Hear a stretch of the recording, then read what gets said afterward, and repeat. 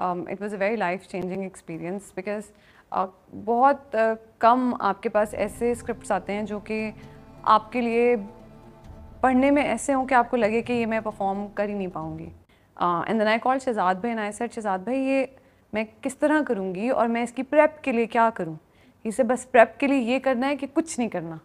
He said कि जो आता है, जो आपको लगता है कि एक्टिंग है, वो सब जहन से निकाल दें और बिल्कुल मेरे पास जहन खाली करके आएँ, बिल्कुल क्लीन स्लेट होना चाहिए दिमाग, और फिर वील गो फ्रॉम देयर। ड्रामे के बाद आप ट्रेंड करी होती हैं ट्विटर पे बिकॉज ऑफ योर सीन्स, बहुत मुश्किल सीन्स हैं। आपके लिए सबसे मुश्किल सीन कौन सा था?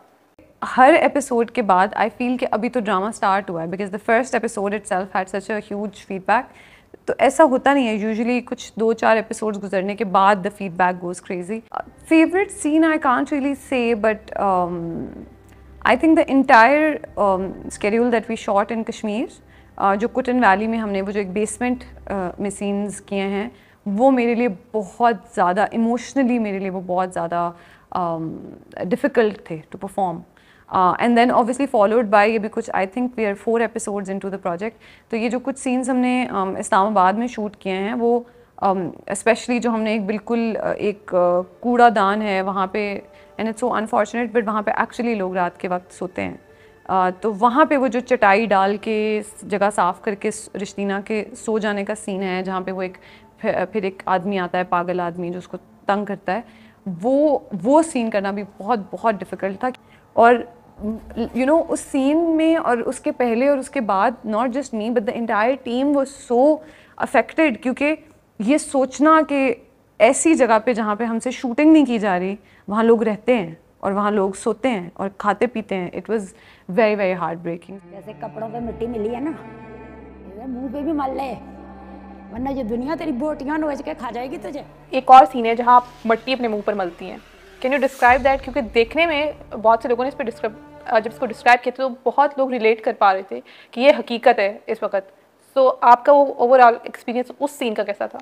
मेरे लिए बड़ा मुश्किल था to completely let go of who I am as a person and to forget that I am Mawra and that you know to become Rishtina. So I think in that process I was just looking at Shahzad भाई जो मेरे director हैं as the guiding light, बाकी सब बस हो रहा था। सो व्हेन आई न्यू कि द सीक्वेंसेस कि शी इज़ अ बेगर, हम वहीं पे यू नो लेट जाती थी, सो जाती थी, खाती पीती थी।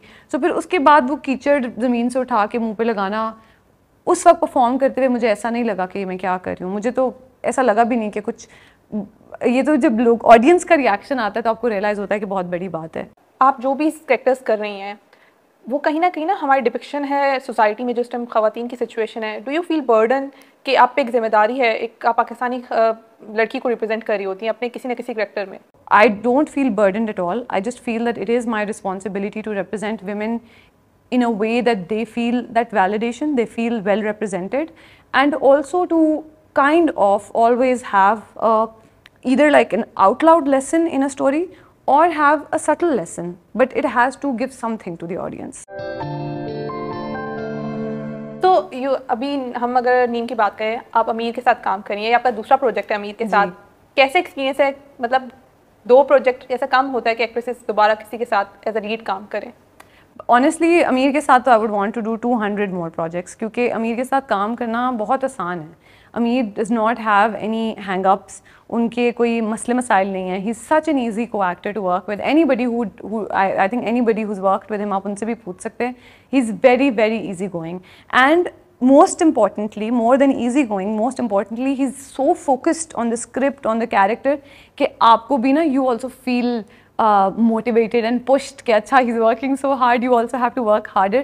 So I think in a good way he brings you, you know, he brings the best out of his co-act. It's been